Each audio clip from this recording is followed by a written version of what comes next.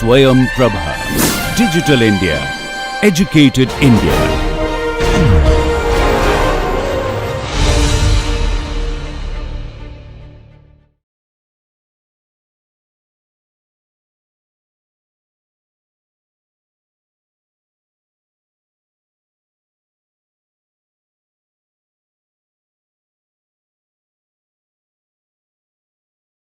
There are many topics we all want to introduce. We want you to be excited about. But I will go back to what I am quite comfortable studying myself for quite some time. And those are two or three areas of chemistry. One is the atomic domain, where the new discoveries in physics in the 1920s and continued to later in the 1970s and 80s have given us a very good picture of what a molecule looks like and what are the electronic structure details of an atom. Approximately 92 stable atoms. One or two of them are still not very stable. 92 elements. We are clear about the periodic table. From 93 onwards, many of the elements are found only in high energy nuclear reactor system and so on. But 92 is too many. The whole of the world today is functioning on two numbers, 0 and 1. Everything, all data, all computers, all science which are internet replicated, all your communications, all the businesses, they only need the two numbers 0 and 1 in 64 processors, 128 processors, 256 processors, or 1020, whatever number, 1024 processors. Okay? And chemistry offers 5. Organic chemistry offers 5. A, T, G, C, U. What are they?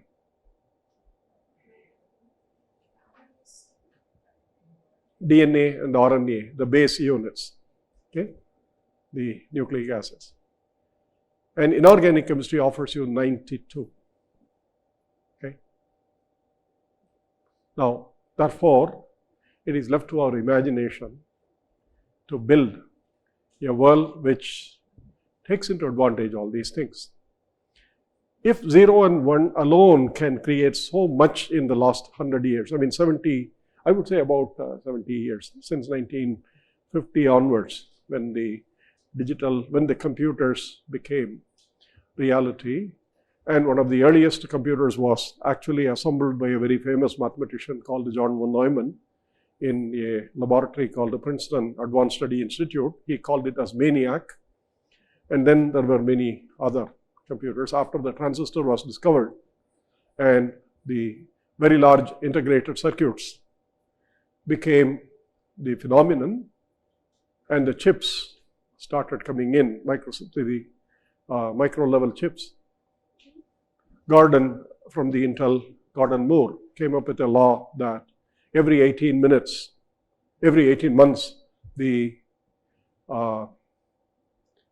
boards will become smaller by half. More processors will be there in the same board, and the power of the board will also increase by a factor of 2 or something like that. We have reached, or we are reaching, the limit of the Moore's law. Another few years, we hope real quantum computers will start becoming reality. They are already there in some sense. Some processors are there. People can do quantum algorithms and tests and so on. But all of this is two numbers. The superposition of two numbers and two states. What's the fundamental to all of this? In physics, the two numbers are also seen in reality as what are called the intrinsic degrees of freedom of electrons, many nuclei, and many others in the name of what is called the spin. The analogy is one-to-one. What you do here, you can take the analogy directly and build systems based on what you learned in physics. Therefore, if you think about chemistry, is much more complicated than that with 5 labels. What is A? Adenine. What is T? Thymine. Guanine, cytosine, and uracil. Uracil is used for messages, carrying messages, and therefore it's part of the RNA. Uracil replaces what in a DNA? AU. AT becomes AU. Okay. Adenine, thymine, that's a hydrogen bonded system, by the way. And GC, guanine, and cytosine, that's also hydrogen bonded system. And these are so weak bonds, less than a few kilocalories, but they are there in 50,000, 100,000, 300,000, and so on, like the airplane's wing, which will never vibrate because of the 100,000 screws which are there everywhere, small screws. If you sit on the window, you can see all these plane screws. Engineering marvel. Biological marvel is already with us. Okay, that's our body. And all of physics, all of biology, all of life that you have. Therefore, science as a whole should be interesting to us. The most complicated engineering marvel of this country, of this whole universe, is the human brain. Most complicated engineering marvel. Because despite 60 years of training and research and other things, artificial intelligence is not able to succeed a brain's power. Okay? So you don't need to look at all these engineering marvels. It's right in your brain. Okay? And what are the processes which run on the brain? Simple electrical impulses and chemical data. Therefore, you look at chemistry, physics, and other things as essentially microcosmic, small, micro level phenomena which in a large scale become so cooperative that you are able to run engines, you are able to run the human body, you are able to run, dinosaurs lived, obviously, according to all the fossils and other things that we have. Therefore, you see that science and scientific phenomena go back to ultimately the smallest of the constituents of matter, namely the atoms. That is probably the reason why when Richard Feynman was asked the question, if the whole world comes into a cataclysm and at the end of this, everything is destroyed, but the person who destroyed gives you one option, you can give one message to the future. What would that be? What would that message be? Did anybody read that? That matter is made up of atoms. That was the most important hypothesis. That's the most important information. From that, we can build everything. That was the idea. So the idea of atomic theory, atomic structure, and the formation of chemical constituents, molecules, transformations, everything is related, and it's a whole science. And in this, mathematics is intrinsically, it's woven. It's not something that we can say, well, I don't understand mathematics. You have to, at some point of time, you have to understand the mathematics. And the question is why mathematics is so powerful is also something we don't know. Okay, but everything seems to work well, including the discovery of quantum mechanics and so on. So what I wanted to do is to start with something very elementary. The hydrogen atom is something all of you have studied in the 11th standard NCERT textbook. I recall it, the atomic structure is there in the 11th standard book, right? So you all studied hydrogen atom, and you were given pictures of, the atom flying with the wings called the orbitals. Atoms don't have orbitals. It's our construction of understanding what will happen when we look at them, what kind of picture we will get. If you do today take a very detailed, very, very fine picture of the atom, you are able to see a cloud, which look very similar to all our pictures. So in that sense, the atomic structure, the atoms, the properties of the hydrogen atom are fundamental to understanding the properties of all the other heavier, larger atoms. And also, fortunately for us, hydrogen atom is an exactly solvable mathematical problem in the absence of any external field, magnetic field or electric field. We understand that hydrogen atom has an electron, and there are things which you cannot, certain questions don't make sense, but you keep asking questions that the electron has energies, the electron has angular momentum, and then these angular momentum can have specific values if they are projected in a certain axis direction and so on. All these things have come out of the observation of the spectra, experimental spectra of the hydrogen atom, the emission spectrum of the hydrogen atom. And in that, there is also one area, one place where you see, when you put these atoms in a magnetic field, you see that the spectral lines become doublets. And therefore, there is an additional thing which has not been introduced by the founders, the first set of people who contributed to the structure of atom, namely what is called the spin. It's an angular momentum equivalent, except that there is no classical picture or a mental picture that we can associate with what a spin is. It's not something that is like this, no. That's a very, very classical view. In all of mechanics that we study, we understand, we introduce spin as a degree of freedom that the system has. The degrees of freedom introduced by the spin leads to many things that we understand later through interaction of the radiation with the nuclei and with the electrons. So, experimental observation for all these things is you shine light not visible, light, radio, electromagnetic field. And then you have multiple things. And spin is also observed. And it happens to be a fundamental property. I believe most of history says it is Uhlenbeck and Goudsmit. But I read today morning that there was another scientist who had predicted the whole thing some few months before.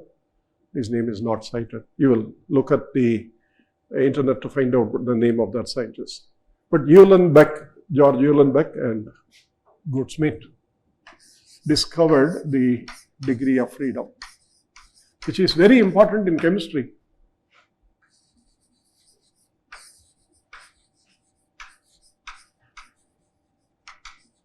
And then the great Wolfgang Pauli came up with an explanation, came up with a theory of spins, and the spins have become fundamentally important in chemistry. Spins are as intrinsic freedom. To understand spins, I have read many books and I see that one has to learn quantum electrodynamics and go back to more fundamental details before getting an idea of what spin is due to. Without worrying about all these, chemists are very, very practical people.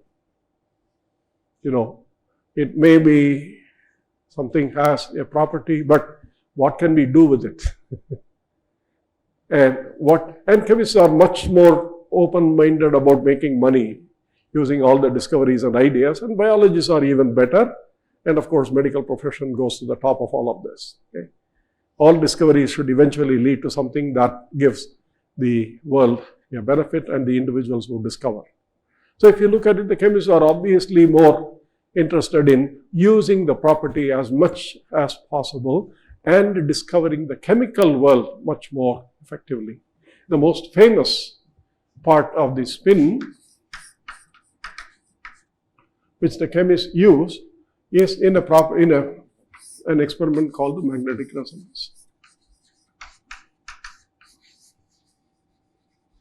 Today it's a day-to-day requirement to understand magnetic resonance. And depending on whether the spin is a nuclear spin or an electron spin,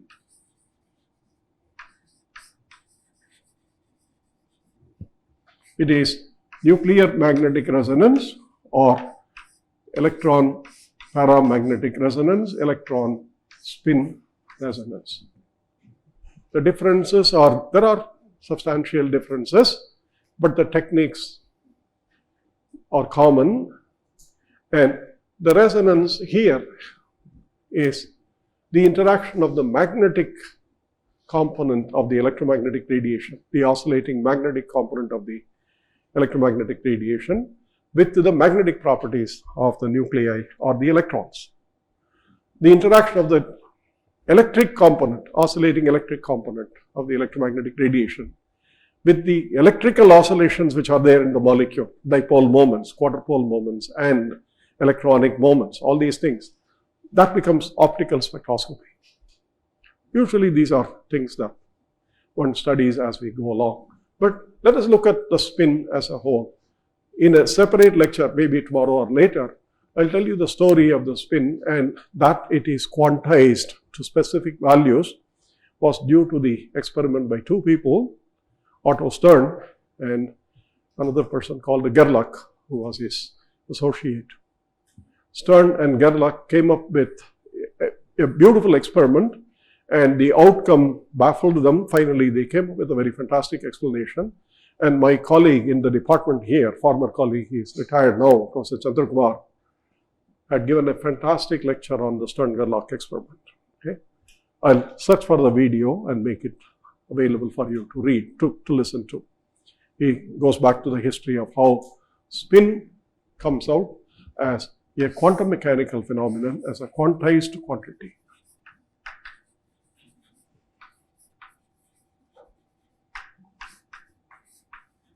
Okay?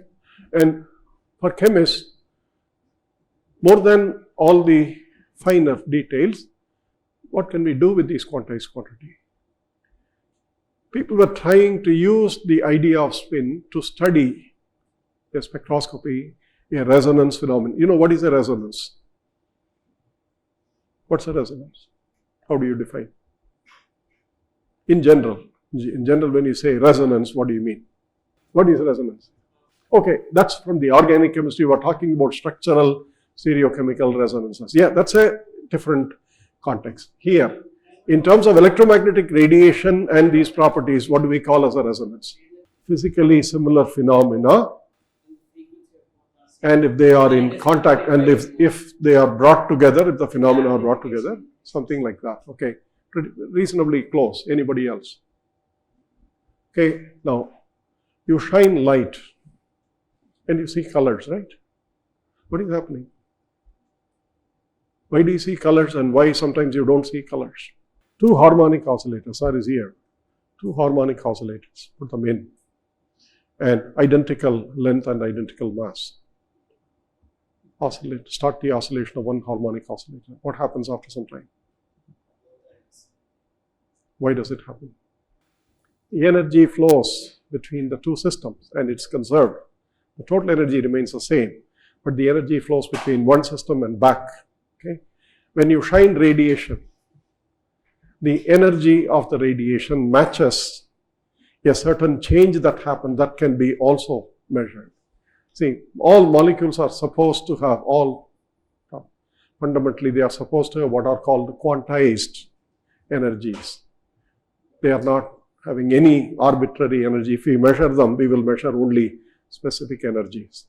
Now, if you want to change the system from one energy state to another energy state, there is a property which allows that change to happen. If that property syncs with the radiation, then the radiation can be absorbed due to that property, and the molecule can go up and come down. So the radiation resonates with the changes which are happening in the molecule. Electrical oscillations. For example, if the molecule rotates, if the molecule has a simple dipole moment is something all of you know. There's a charge separation, and there's a positive charge center and a negative charge center. They don't coincide. Therefore, there is a dipole. And this dipole moment is responsible. You can experimentally measure them. Now, if the dipole is rotating, it's an oscillating electric field. If there is another oscillating electric field which can be impressed upon it, and it has the same frequency as this, it's possible that the energy transfers between both of them. And when they are matching exactly, it is called resonance. If they are not matching exactly, it is called off resonance. Okay? One is called on resonance or resonance, the other is off resonance. Therefore, the same thing. Like what you said, vibrations. Yeah, that's also an important one.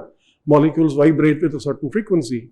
When they vibrate, the dipole, electric dipole changes because the atoms go away from their equilibrium position, they come back. And they do this faster than the molecules rotating. The vibrational motion in the molecule is much, much faster in general than the overall rotational motion of the molecule. And therefore, if that vibrational oscillation of the electric dipole matches with an electric field radiation which is available for it to interact, then the energy can be absorbed. Or if the molecule is in a very excited state, the vibrational motion can transfer the energy back to the radiation, like what lasers are due to. Okay? The energy can come up from the molecule itself, sync with the radiation that you shine. You get two radiations. But the point is, these are called resonances because they match. The changes in two of these, either magnetic phenomena or electric phenomena, match with each other. And therefore, energy gets absorbed, energy gets dissipated, and you can see changes in the molecule. Light, everything, emission, whatever you see, it's all happening because the body vibrates or the electrons move up and down, and the transfer of the electrons from one energy level to another energy level. These are all quantum mechanical phenomena. Okay? We don't have a classical picture for these things. So this is a general principle of, when we say spectroscopy, this is a general idea. The interaction of the radiation with matter, whatever that is. Okay? Now, the electric component gives you optical spectroscopy, the magnetic component gives you magnetic spectroscopy, resonance spectroscopy, and the spins, which are intrinsic degrees of freedom of the nuclei and the electron, contribute to this resonance phenomena because the spins do result in energy level creation. And when the energy levels are created, the spins obviously are in a position to absorb the energy or emit the energy, and therefore there is a resonance phenomenon which happens.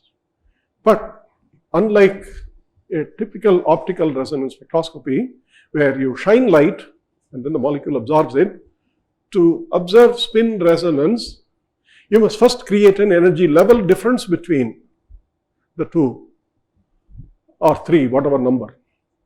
The spins are intrinsic degrees of freedom, they are quantized, and therefore they have multiple energy levels.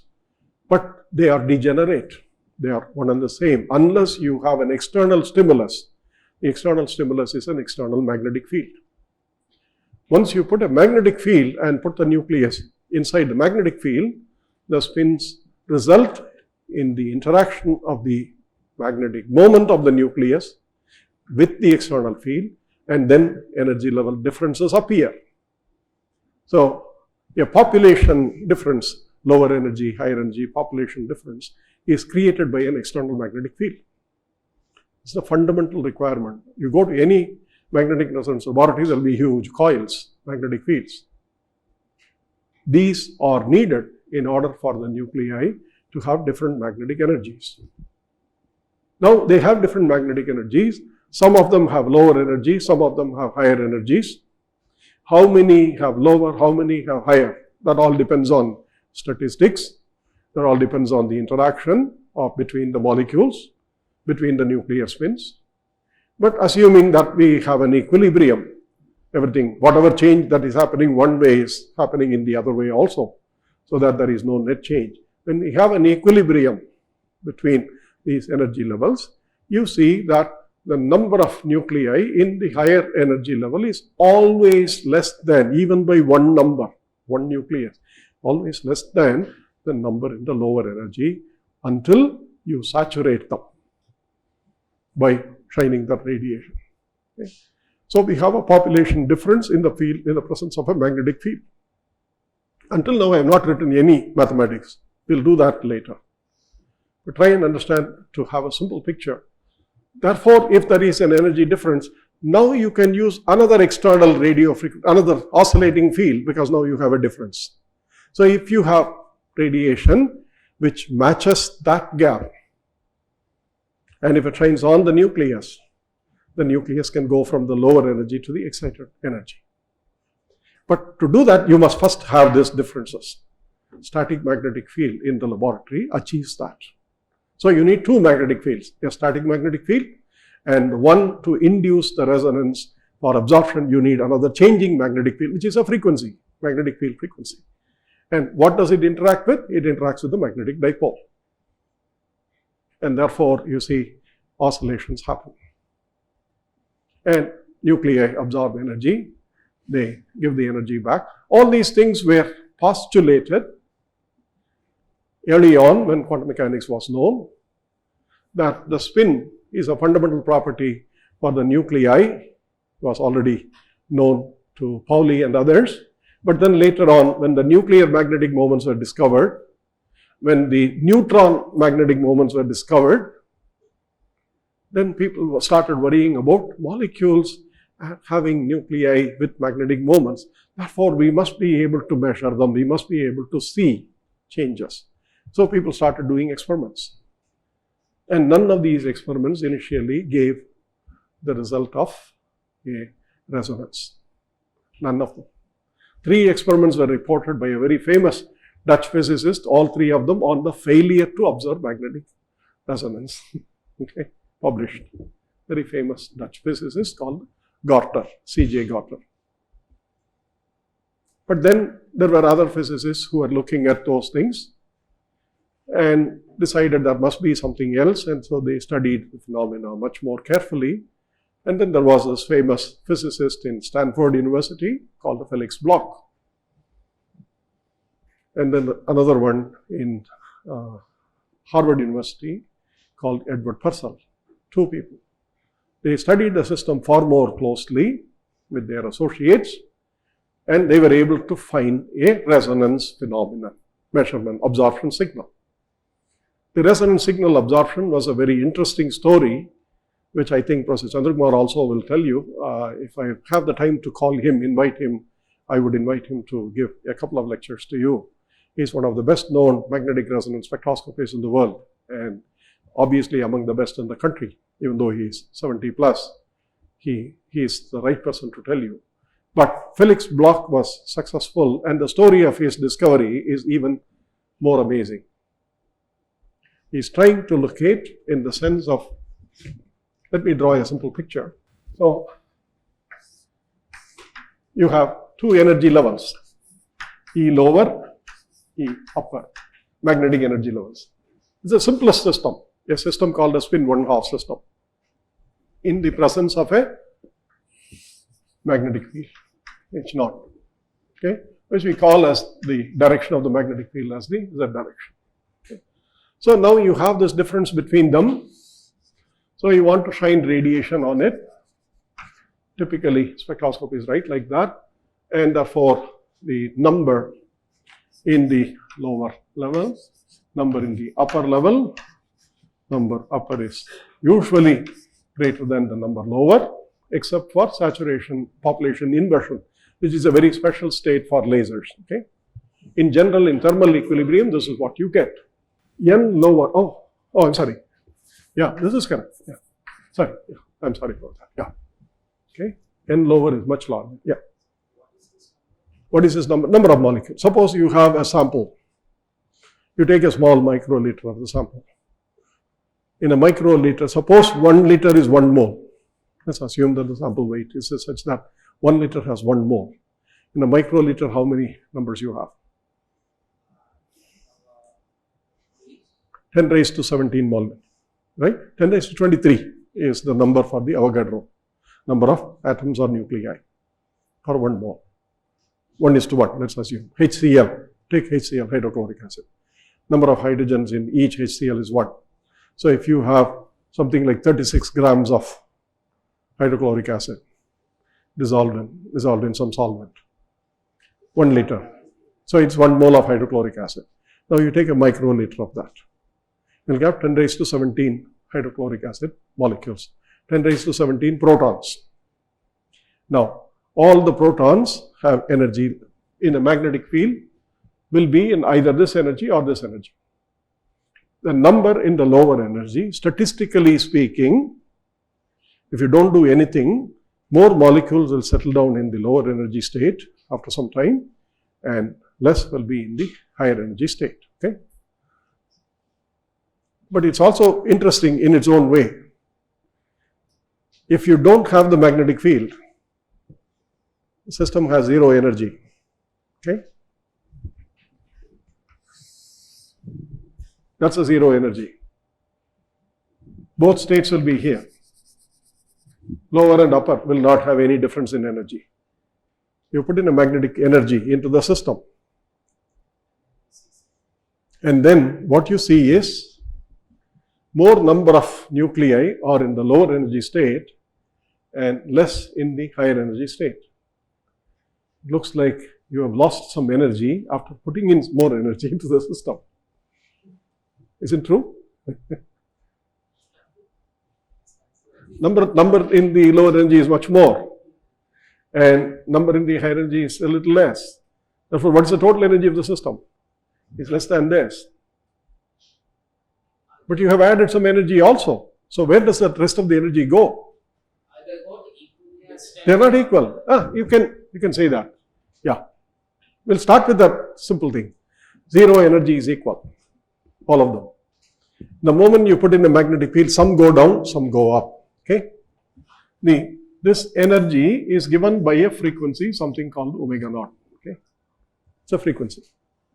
So let's assume that you have zero energy. Not half the molecules go up, but half the nuclei, but less than half go up. Therefore, all of them have higher energy, but more are in the lower. So suddenly something has happened. You put energy and it has disappeared. Felix Bloch and other people were very, very smart. They understood that immediately that there are molecules and nuclei in the system which do not have the spin. The spin, when I said nuclei have spins, no one asked me which nuclei have spins. Do all nuclei have spins? Degree of freedom. Not all of them. Nuclei which have even number of protons and even number of neutrons do not have the spin degree of freedom. Okay?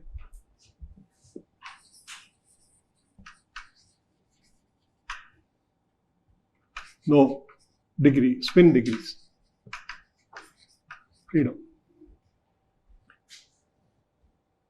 Nuclei which have anything else have a spin quantum number. But fortunately for us, every nucleus has more than one isotope. Okay? So even if you have a nucleus, a stable nucleus like carbon-12 is 6 protons and 6 neutrons, carbon-12 also has a carbon-13 isotope which is stable. Carbon-13 isotope is relatively small percentage, 0.07% of natural abundance. It's a small number, therefore the carbon atomic weight is not 12 AMU. You have to find out what fraction is 12 nuclei, what fraction is 13 carbon nuclei. You have to weight their masses and then calculate the atomic mass of carbon nucleus. That's a very elementary addition that you do in calculating atomic masses. Okay? Here, what happens is every nucleus, oxygen 16. See, some of the most important nuclei do not have magnetic property. Carbon is most important for us. 70% of our body is water, the rest of it has a large amount of carbon. Okay? Fortunately, proton has a magnetic moment because it is only one proton, 0 neutron. You take deuterium, 1 proton and 1 neutron, that also has a quantum magnetic property. It's not odd, even, it's odd. Okay? Only even nuclei have been observed not to have ground state. This is all called, see, when you study nuclear phenomena, multiple things happen. What is the ground state of the nucleus? What's the excited state of the nucleus and so on. The ground state, which is very, very stable. Carbon-12 doesn't have a spin quantum number.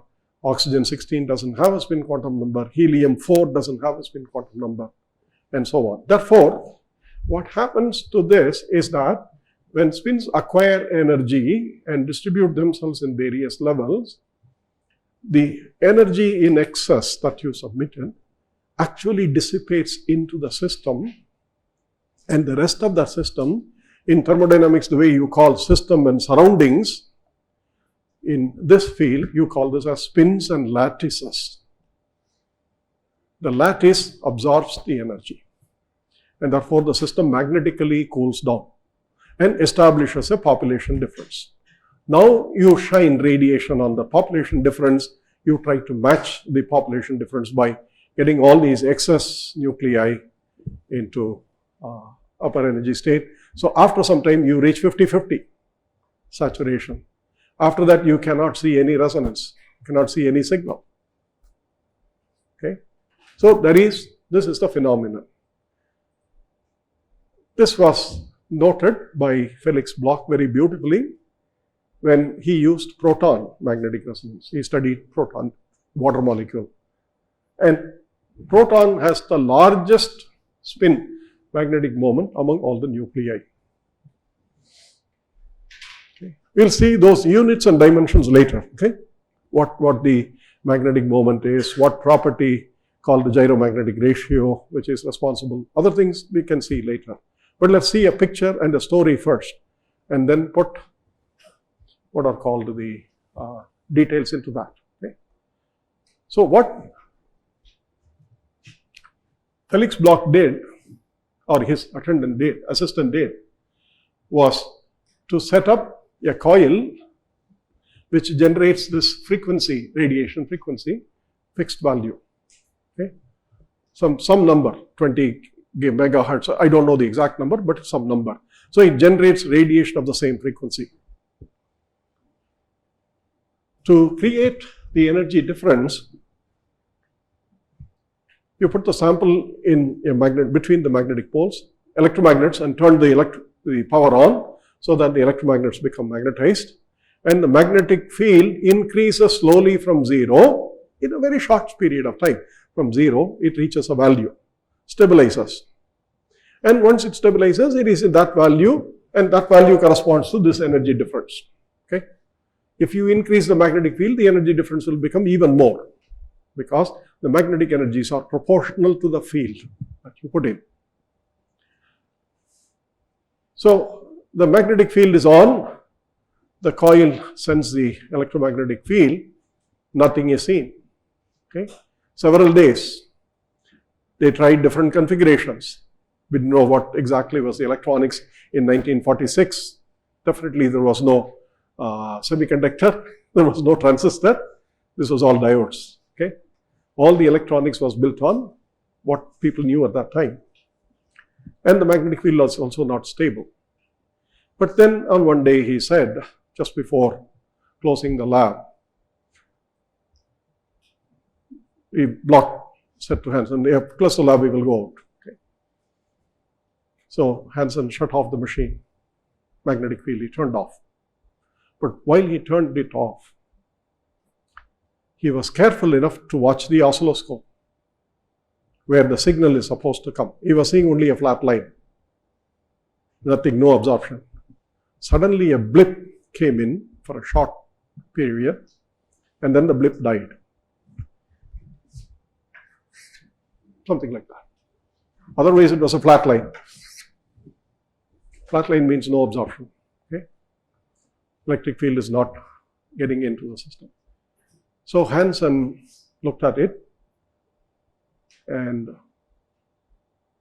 he was not happy. He said to Bloch, wait, I'll join you in a few minutes. Let the field settle down to 0. I mean, they know the time. By the time it will come down to nearly 0 value. He turned the magnet on again, electromagnet on again. And again, a blip appeared as the magnetic field was growing before it reached the top value, and then the blip disappeared. He said, this is very strange. Call Felix Bloch, his supervisor, his boss. See what is happening.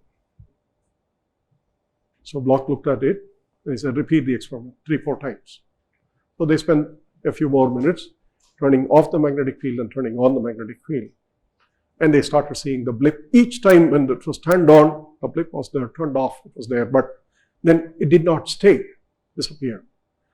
Then Felix Bloch said, I will go back and check my calculation whether the magnetic field that I calculated to get this difference, whether that was the right field or not. I'll go and check the field. So he went back, came back to the lab after the corrected calculations were done. He came up with the right number and then turned the magnetic field on and set the magnetic field at that value where the blip was happening. At that value he fixed, the blip stayed, did not go away for some time. And that was a discovery of resonance, magnetic resonance. And Felix Bloch reported this in a short paper with 3 authors. All 3 are very, very well cited. I mean, the others I know the name as Hansen, I don't know the first name, and then Packard. Okay. Paper appeared, and then later on they did many experiments, and they reported the nuclear induction signal. They call this as an induction signal because it is induced by the nuclei in the same coil through which the radiation was supplied. After the radiation is turned off, the same coil picks up the magnetic moments of the magnetic oscillations, and then that comes as a signal. Okay, the nuclear induction coil, and this was a nuclear induction experiment. And in parallel, Edward Purcell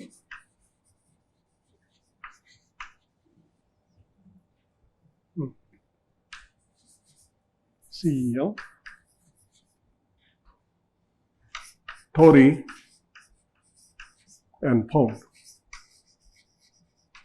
R.V. Pound, 3 people. So they published a very similar idea, the same sort of a resonance, and within months, 2 research papers appeared. They both came to the conclusion magnetic resonance was a real phenomenon that could be observed in the laboratory. 1952, they shared the Nobel Prize for physics. Okay, the first, I wouldn't say it's the first Nobel Prize for magnetic resonance. I.I. Rabi had been there. N.F. Ramsay was another physicist who discovered the magnetic moments. So magnetic properties had already been the study of many of really fundamental physicists. Ramsay was a very famous the analyst, and then molecular beam experiments, many things happened. But this was the first real experiment in magnetic systems, in solid systems, to observe a resonance phenomenon. First experiment. Well, if it remained like that, it would have been a physics experiment. Now, the nuclei have a magnetic field, a magnetic moment, and therefore they interact with the external field. The external field seen by the nuclei depends on what goes around the nucleus. Okay? The nuclei are not bare nuclei. Proton is not there. Hydrogen atom is not proton. Hydrogen atom is proton with 1 electron. Okay? The electron also has a spin property. Therefore, the electron also has its magnetic moment because it's an electric field, oscillating electric field. So there are local magnetic moments induced by the electrons. So if these 2 magnetic moments are there, the hydrogen nucleus may not see all of the external magnetic field, but it may be shielded by the electron's magnetic field.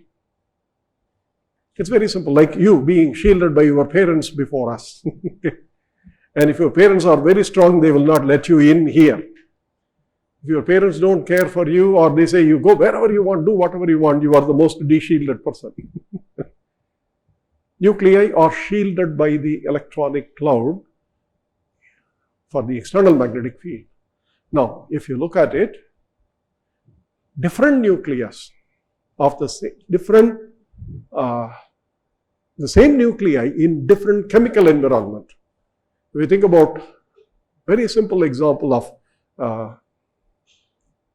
the famous experiment was ethanol, but let's take ethanol itself. CH3, CH2, OH. There are 3 hydrogens. CH3, there are 3 hydrogens. CH2, there are 2 hydrogens. There is OH, there is 1 hydrogen. Now, all of them are hydrogen, therefore all of them have spin 1/2, 1 spin quantum number. All of them have a split of energy levels in a magnetic field. What's the difference between them? The proton connected with the oxygen has all its electron cloud depleted because the oxygen is far more electronegative. Therefore, the electron density around the proton is much less. And proton can see the external magnetic field much more quickly. Suppose you put 100 Gauss. The proton will see 90 Gauss right away. Whereas, if you go to CH2OH, the hydrogen of CH2 has more electron density around the hydrogen because it's not directly connected to the electronegative nucleus. It's connected to carbon and then through carbon to the oxygen. Therefore, the proton density, electron density around the proton of CH2 is slightly more. And therefore, those electron magnets shield that proton more than the proton of the hydrogen. And therefore, you see that CH2 proton has a slightly chemically different environment compared to the OH proton, which is fully depleted, mostly depleted. And then you come to CH3. Pretty much all the electron density stays with hydrogen because, the electronegativity difference between carbon and hydrogen is so small. Carbon cannot pull all the electron density away. Therefore, you see 3 different types of hydrogen and therefore 3 different types of absorption frequencies for each one of them. So, a physics experiment has been turned into a chemistry monster. The moment you put ethanol into the system, the same NMR experiment now gives 3 signals. One signal for one proton, another signal for another proton, and a third signal for the third proton. Chemists have taken over the magnetic resonance. Okay, from that point onwards. How many molecules are there today? Approximately how many have been synthesized? Any idea? How many? Few million? Few tens of millions. About 38 or 40 millions. By the time I finish my sentence, probably another 2,000 molecules have been. So many labs are, yes. Yeah, that's a bare proton, yes. The shielding will be 0. That's called the bare proton signal. Yeah. If you have to see a H plus in a magnetic resonance system, you will see it at the lowest magnetic field for a given energy difference. Suppose this is the electromagnetic radiation frequency. The H plus has no electric field around it. Therefore, if you subject a H plus to a magnetic resonance, it will be seen with the magnetic field, the smallest magnetic field, because all the magnetic field will be seen by the proton. Yes, that's true. That happens. Which hydrogen? Okay, this is right away you can see that if you see the absorption frequency pattern, a spectrum looks like this generally, isn't it? That is, it has some intensity, okay, and then there is an absorption. Okay, this is frequency. Okay, this is a general nature of spectrum. This can be inverted for depending on the phase that you measure. But the point is, instead of frequency, now we have here the magnetic field, H0. Okay, because you see, in the absence of the magnetic field, the nuclear energy levels are the same. But if you increase the magnetic field from 0 to H, energy levels increase like that. Okay? So this is the lower energy, this is the higher energy. It's proportional to the magnetic field. The mathematics we will see later. The mathematics of how this happens, etc. This is a conceptual introduction. Okay? So you can see that now what you have done is you have an experiment in which the coil has fixed the radiation frequency. So that's the same. Therefore, which proton will reach this difference faster? Hydrogen attached, because it sees most of the magnetic field right away. Therefore, this will be the hydrogen. Did I answer your question? Who asked the question? You asked the question. Yeah. So which should be this one? Which one?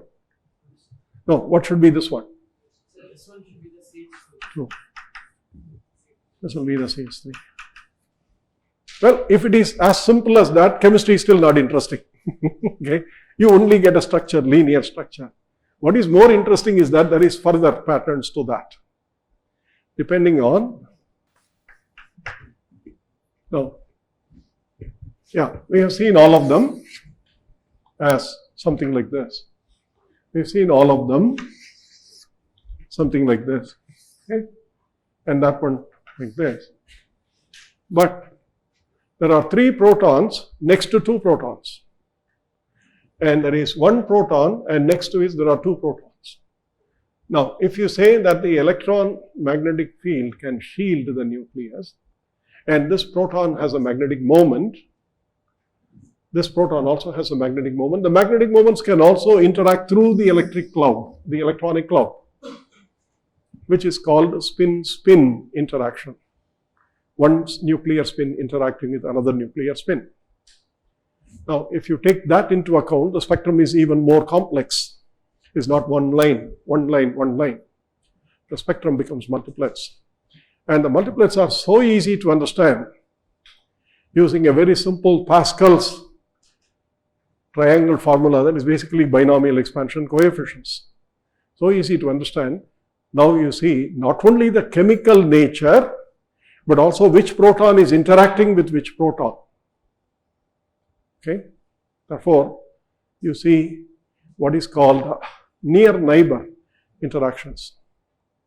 A protein molecule has all these individual proteins coil and then come together. So there may be a proton in one carbon which is probably 100 bonds away to another carbon, but the nucleus has folded, and so that proton is sitting right next to this proton. Okay? So it is spatial proximity. It is not a true bond proximity. Spatial proximity. You can see them. But to do that, you need to change the magnetic resonance experiment from one dimension experiment, that is one frequency experiment, to multiple frequency experiments called the 2-dimensional NMR, 3-dimensional NMR, and so on. And the more you bring in multiple dimensional frequency changes, you get to get all the details of protein structures.